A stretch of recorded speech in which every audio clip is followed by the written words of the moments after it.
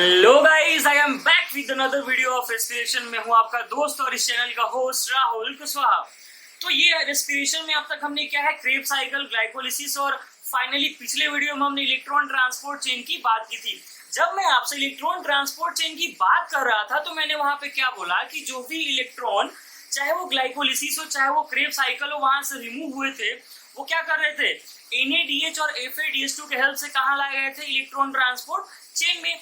और उस electron transport chain में लाने पे हमने सबसे पहले किसको दिया था, FMN को दिया था, जो कि एक फ्लेवोप्रोटीन था और उसका प्रोस्थेटिक ग्रुप क्या था, FMN। इसलिए हम उसको क्या बोल रहे थे, FMN। क्या हुआ था कि इलेक्ट्रॉन आया था किससे, FADH2 एंड NADH2 से, और दिया गया था सबसे पहले किसको, FMN को। फिर FMN से आगे किसको दिए थे हम लोग, आयरन सल्फर कॉम्प्लेक्स को। फिर कहाँ गया था, UQ के पास। और मैंने ये भी बताया था कि UQ क्या है, एक मोबाइल हाइड्रोजन कैरियर है, तो डायरेक्ट इलेक्ट्रॉन को लेके नहीं जा सकता। फिर हमने क्या किया था कि उसको मैट्रिक्स से क्या बोला था कि भाई तुम हाइड्रोजन ले लो, अपने आप को कन्वर्ट कर लो किसमें, UQH2 में। और फिर UQH2 में कन्वर्ट करके इलेक्ट्रॉन तुम दे दो आगे वाले को। आगे वाला वो कौन था, साइटोक्रोम था। कौन था, साइटोक्रोम B था। तो क्या किया, वो इलेक्ट्रॉन आगे साइटोक्रोम B को देके और अपना हाइड्रोजन कहाँ पे भेज दिया था, इंटरमेम्ब्रेनल स्पेस में। मैंने 3 पार्ट में उसको डिवाइड किया था। एक क्या था, इंटरमेम्ब्रेनल स्पेस, एक क्या था, माइटोकॉन्ड्रिया का इनर मेम्ब्रेन, और एक क्या था, मैट्रिक्स था। फिर हमने ऐसे करते करते इलेक्ट्रॉन कहाँ पहुंचा दिए थे, ऑक्सीजन तक, जो कि क्या था, हमारे इलेक्ट्रॉन ट्रांसपोर्ट चेन का फाइनल इलेक्ट्रॉन एक्सेप्टर। ठीक, तो आज हम बात करने वाले हैं कि जब हमने इलेक्ट्रॉन को कहाँ पहुंचा दिया, ऑक्सीजन के पास, तो वहां पे अब कैसे ATP का सिंथेसिस होगा। यार मेन हमारा मकसद क्या है, ATP बनाना। तो हमने तो इलेक्ट्रॉन को इलेक्ट्रॉन ट्रांसपोर्ट चेन के एंड तक पहुंचा दिया है। अब उस एंड पे जाके कैसे ATP बनेगा, उसके बारे में हम आज इस वीडियो में देखेंगे। और आज मैं इस वीडियो में वो भी खुलासा करूंगा क्या है कि जो हम बोलते आ रहे हैं कि एक NADH2 से 3 ATP मिलता है और एक FADH2 से 2 ATP मिलता है। तो ऐसा क्यों है कि 1 NADH2 से 3 ATP मिलता है और 1 FADH2 से 2 ATP मिलता है, उसका भी रीजन मैं आपको आज ही बताऊंगा। ठीक है, तो आज हम क्या पढ़ने वाले हैं, ऑक्सीडेटिव फॉस्फोराइलेशन। क्या पढ़ने वाले हैं, ऑक्सीडेटिव फॉस्फोराइलेशन। जैसा कि मैंने लिख रखा है, ये ऑक्सीडेटिव फॉस्फोराइलेशन क्या है, synthesis of ATP with the help of electron released in the electron transport chain by NADH2 and FADH2। मैंने लिख रखा है क्या कि is a synthesis of energy rich ATP molecules with the help of energy liberated during oxidation of NADH and FADH2। ये energy liberated मतलब क्या है कि इलेक्ट्रॉन का फ्लो। मैंने क्या बोला था आपको इलेक्ट्रॉन ट्रांसपोर्ट चेन में कि जब इलेक्ट्रॉन ऊपर से नीचे आ रहा था, मतलब डाउन द ग्रेडियंट आ रहा था, तो इलेक्ट्रॉन क्या कर रहा था, अपना एनर्जी रिलीज कर रहा था। कितने जगह पे एनर्जी रिलीज कर रहा था, 3 जगह पे। हमने NADH2 को लेके एग्जांपल देखा था। तो NADH2 कितने जगह पे एनर्जी रिलीज कर रहा था, 3 जगह पे, कॉम्प्लेक्स 1 में, कॉम्प्लेक्स 2 में, कॉम्प्लेक्स 3 में। और 3 जगह एनर्जी रिलीज हो रहा था, मतलब क्या है कि हाइड्रोजन का एक पेयर भी रिलीज हो रहा था। 2H+ को हमने कहा रिलीज किया, मैट्रिक्स में। लेकिन प्रॉब्लम क्या है कि ये जो हमारा पेरी माइटोकॉन्ड्रियल या फिर इंटरमेम्ब्रेनल स्पेस है ना, जो आउटर और इनर मेम्ब्रेन की स्पेस के बीच का जो जगह है जहां पे हाइड्रोजन एक्यूमुलेट हुआ है, क्या है ना, वो स्पेस ज्यादा देर तक हाइड्रोजन को वहां पे रहने नहीं देता है। फिर हाइड्रोजन का होगा क्या होगा कि ये हाइड्रोजन, जैसा हमने फोटोसिंथेसिस में F0 F1 कॉम्प्लेक्स पढ़ा था ना, सेम उसी कॉम्प्लेक्स से यहाँ पे ये पास करेंगे और बनेगा क्या, एक ATP। कैसे बनेगा मैं अभी आपको बताता हूँ, इसको आप नोट कर लेंगे। तो देखते हैं हम क्या कि हमारा ATP का सिंथेसिस कैसे होता है। मैंने क्या बोला कि यहाँ पर भी वही खेल चलेगा जो हमने फोटोसिंथेसिस में खेला था। कौन सा खेल खेला था, F0 F1 कॉम्प्लेक्स का खेल खेला था हमने। वहां पे हमने क्या बोला था कि उस F0 F1 को हम CF0 या फिर CF1 भी बोलते हैं। वहां पे हमने उसको एक और नाम दिया था क्या, ऑक्सीजोम। प्रॉब्लम ये है ना यार कि वहां पे भी पोटेंशियल ग्रेडियंट डेवलप हुआ था हाइड्रोजन के एक्यूमुलेशन से, कहां पे, थाइलेकोइड के ल्यूमेन में। मैं थोड़ा सा डिफरेंस क्रिएट करने की कोशिश करता हूं क्या कि फोटोसिंथेसिस में क्या हुआ था, फोटोसिंथेसिस में और अभी हमारा रेस्पिरेशन में क्या होगा। फोटोसिंथेसिस में क्या हुआ था कि हाइड्रोजन एक्यूमुलेट कहाँ हुआ था, H+ एक्यूमुलेट कहाँ हुआ था, थाइलेकोइड के ल्यूमेन में। कहाँ पे, थाइलेकोइड के ल्यूमेन में। मैं हर वीडियो में आपसे बोलता आया हूँ कि आखिर इस रेस्पिरेशन चैप्टर में ये क्लियर करूंगा कि आखिर इन दोनों में डिफरेंस क्या है। आ गया है वो मोमेंट, ठीक। थाइलेकोइड के ल्यूमेन में इकट्ठा होता था, डेवलप इससे क्या होता था, पोटेंशियल ग्रेडियंट। क्या डेवलप हुआ, पोटेंशियल ग्रेडियंट डेवलप हुआ। पोटेंशियल जब ग्रेडियंट डेवलप हुआ था तो क्या हुआ था, ये F0 F1 कॉम्प्लेक्स से बाहर गया था। और कितना हाइड्रोजन बाहर गया था, तो एक एटीपी बना था वहां पे 3 हाइड्रोजन। क्या 3H+ पास किया था किधर से, F0 से और F1 से। तो कितना एटीपी बना था, 1 एटीपी बना था, ठीक है। रेस्पिरेशन में कहाँ भी इकट्ठा होता है हाइड्रोजन, हाइड्रोजन एक्यूमुलेटिंग इंटरमेम्ब्रेनल स्पेस। कहाँ पे, आउटर मेम्ब्रेन और इनर मेम्ब्रेन ऑफ माइटोकॉन्ड्रिया के बीच में। कहाँ पे, accumulating inter membranal space of mitochondria. फिर यहाँ पे भी क्या होगा, वही सेम चीज, पोटेंशियल ग्रेडियंट डेवलप होगा। क्या डेवलप होगा, पोटेंशियल ग्रेडियंट डेवलप होगा। फिर ये भी किससे पास करेंगे, F0 F1 कॉम्प्लेक्स से। जिन इसको हेल्प कौन करेगा, एटीपी सिंथेटेज। एटीपी सिंथेटेज वो एंजाइम है जो एटीपी को बनने में हेल्प करता है, ठीक है। उसके बारे में हम आगे बात करने वाले हैं। तो ये F0 F1 से पास हुआ।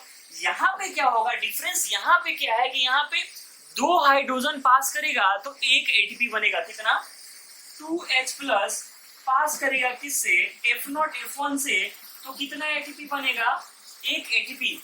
तो यही डिफरेंस था यार, क्या कि ये कहाँ पे एक्यूमुलेट हो रहे थे, फोटोसिंथेसिस में हाइड्रोजन थाइलेकोइड के ल्यूमेन में। हमारे रेस्पिरेशन में कहाँ पे एक्यूमुलेट हो रहे हैं, इंटरमेम्ब्रेनल स्पेस में। यहाँ पे 3 हाइड्रोजन पास कर रहा था तो एक एटीपी बन रहा था, लेकिन यहाँ पे 2 हाइड्रोजन पास कर रहा है तो एक एटीपी बन रहा है। तो ये था कुछ डिफरेंस। अब जो हम पढ़ने जा रहे हैं ऑक्सीडेटिव फॉस्फोराइलेशन में जो मैकेनिज्म, इसको हम यहाँ पे भी नाम देते हैं। जैसे मैंने वहां पे भी नाम दिया था क्या, केमियो ऑस्मोटिक हाइपोथेसिस। यहाँ पे भी वो नाम देते हैं क्या, केमियो ऑस्मोटिक थ्योरी, या फिर इसी को हम क्या बोलते हैं, कपलिंग थ्योरी। क्या, कपलिंग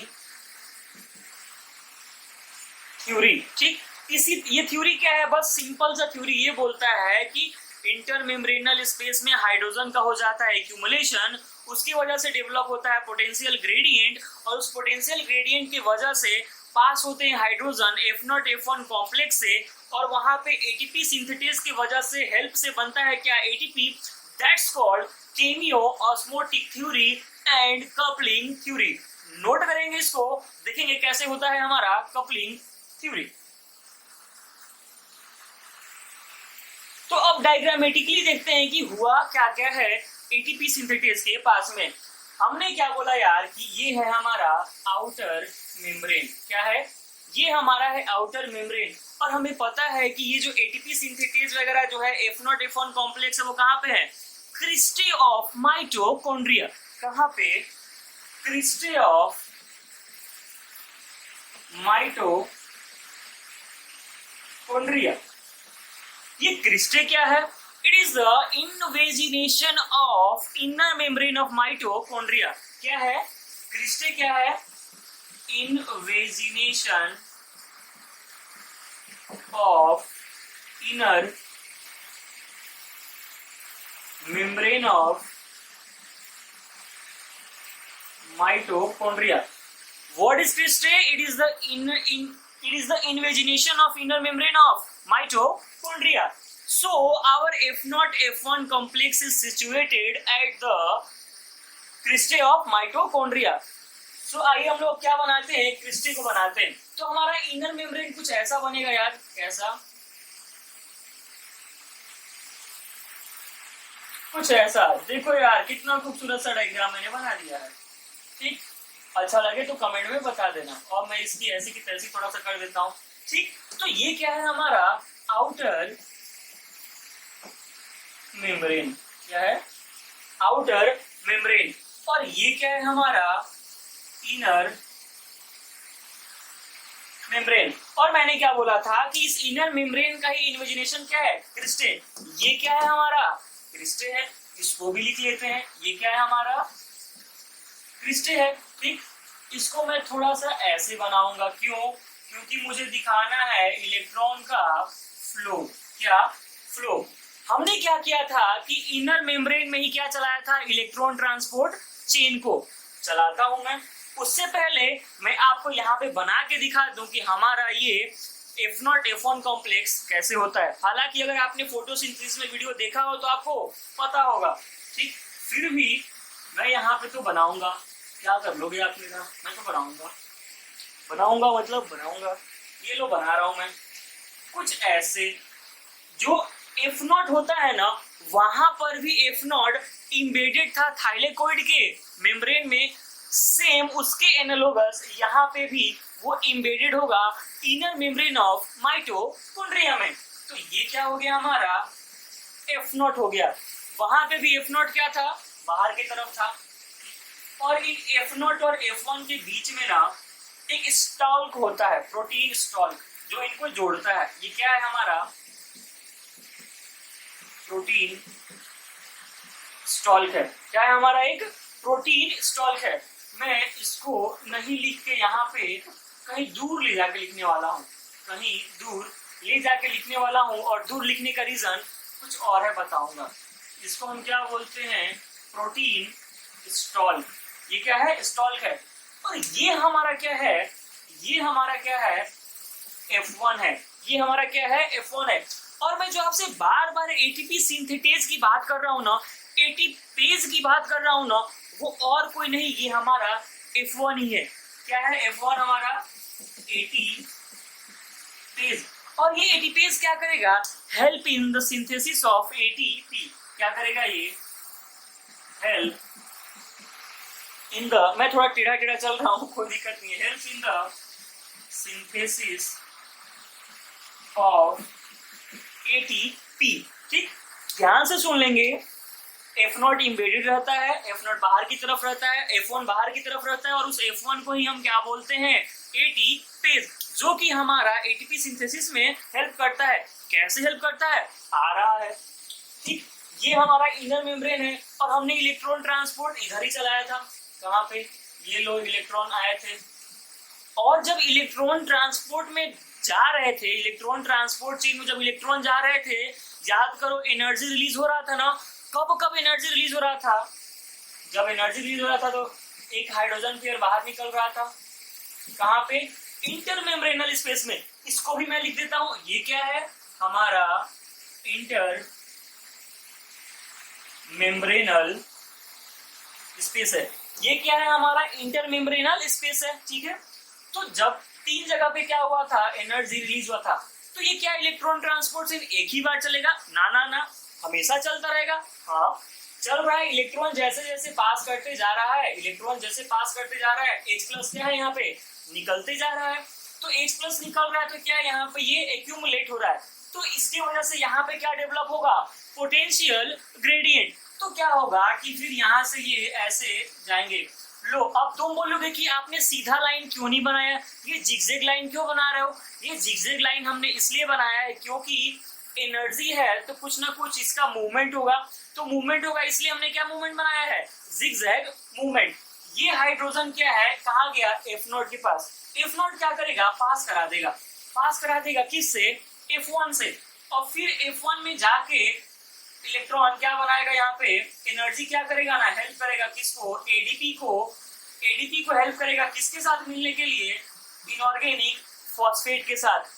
ये जो एनर्जी यहाँ से फ्लो हो रहा था F0 F1 से इन द फॉर्म ऑफ हाइड्रोजन, वो क्या करेंगे कि हेल्प करेंगे एडीपी को इनऑर्गेनिक फॉस्फेट के साथ जुड़कर क्या बनाने में, एटीपी। और उनके साथ साथ उनका हेल्प कौन कर रहा होगा, ये हमारा एटीपेज। तो ये एडीपी और पीआई मिलके क्या बना गए, एडीपी और पीआई मिलके क्या बना गए, नीचे लिखता हूँ यार, क्या बना गए, एटीपी बना गए। और हाइड्रोजन क्या है, as in the form of straight line कहाँ बाहर चला गया, मैट्रिक्स में बाहर चला गया। मैं क्या बोल रहा हूँ कि 2 हाइड्रोजन बाहर निकला तो एक एटीपी का फॉर्मेशन हुआ। अब मैं आपको बताना चाह रहा हूँ ये कि हमने क्यों बोला कि एक NaDH2 से 3 ATP मिलेगा। हमने ये क्यों नहीं बोल दिया कि एक NaDH2 से 4 ATP मिलेगा। कुछ ना कुछ सोच के बोला होगा ना यार कि एक NaDH2 से 3 ही ATP मिलेगा। क्यों मिलेगा? याद करो, जब हम इलेक्ट्रॉन ट्रांसपोर्ट चेन पढ़ रहे थे तो हमने क्या है, जब एक NaDH2 को पास, एक NaDH2 से इलेक्ट्रॉन को जब पास किया था तो कितने जगह पे एनर्जी रिलीज हुआ था? 3 जगह पे। और जिन 3 जगह पे एनर्जी रिलीज हुआ था वहां पे कितने हाइड्रोजन निकले थे? 1 पेयर, मतलब टोटल 3 पेयर। जैसे FMN के पास एनर्जी रिलीज हुआ था, कितने हाइड्रोजन निकले थे?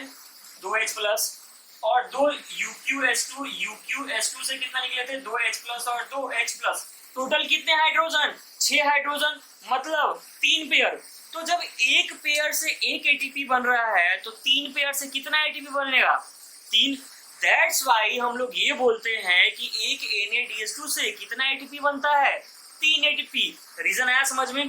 फिर सेम वही बात, एक FADH2 से 2 एटीपी बनता है। ऐसा हम क्यों बोलते हैं? क्योंकि जब एक FADH2 से हम इलेक्ट्रॉन को इलेक्ट्रॉन ट्रांसपोर्ट चेन से पास करते हैं तो क्या होता है, 2 जगह पे एनर्जी रिलीज होता है।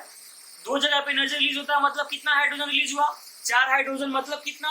2 पेयर। तो एक पेयर से एक एटीपी, तो 2 पेयर से 2 ATP. That's why we call what 1 FADH2 gives us 2 ATP and 1 NaDH2 gives us 3 ATP. This is the reason behind that calculation. फिर एक बार मैं बोल दूं क्या कि इलेक्ट्रॉन ट्रांसपोर्ट चेन से इलेक्ट्रॉन आ रहे थे, हाइड्रोजन क्या है इंटरमेम्ब्रेनल स्पेस में रिलीज हो रहा था। वो हाइड्रोजन रिलीज होकर यहाँ पे क्या हुआ, इकट्ठा हुआ, इकट्ठा होकर क्या बनाया, एक पोटेंशियल ग्रेडियंट बनाया। उस पोटेंशियल ग्रेडियंट की वजह से क्या है, हाइड्रोजन किधर से फ्लो किया, F0 F1 कॉम्प्लेक्स से फ्लो किया। ये जिगजैग लाइन मैंने क्यों बनाया? क्योंकि इनके पास कुछ ना कुछ एनर्जी है, तो एनर्जी मूवमेंट करेगा तो क्या स्ट्रेट लाइन में मूव नहीं कर सकता। दैट्स वाई हमने क्या बनाया है, ये जिगजैग लाइन। फिर पास किया तो क्या है, ये एनर्जी एडीपी को हेल्प किया किस चीज में? फॉस्फेट के साथ बाइंड होने में, और बन गया क्या हमारा एक ATP. That's the oxidative phosphorylation chemiosmotic theory and also called coupling theory. ठीक है, तो आज का ये था हमारा वीडियो। अगले वीडियो में मिलेंगे हम किसके साथ? टोटल कैलकुलेशन जो है हमारा, कितना एटीपी बना, कहाँ पे कितना एटीपी बना। ठीक, उसके बाद से हम फर्मेंटेशन की बात कर रहे होंगे और एम्फीबोलिक पाथवे की भी बात कर रहे होंगे। तो अगले वीडियो में हमारा हो जाएगा चैप्टर कंप्लीट। फिर हम स्टार्ट करेंगे क्या, ट्रांसपोर्ट इन प्लांट्स। ठीक है, तब तक के लिए जो भी डाउट हो आपको कमेंट सेक्शन में जाएं, #AskBiome पे डाउट पूछें। Stay home, stay safe, all the best.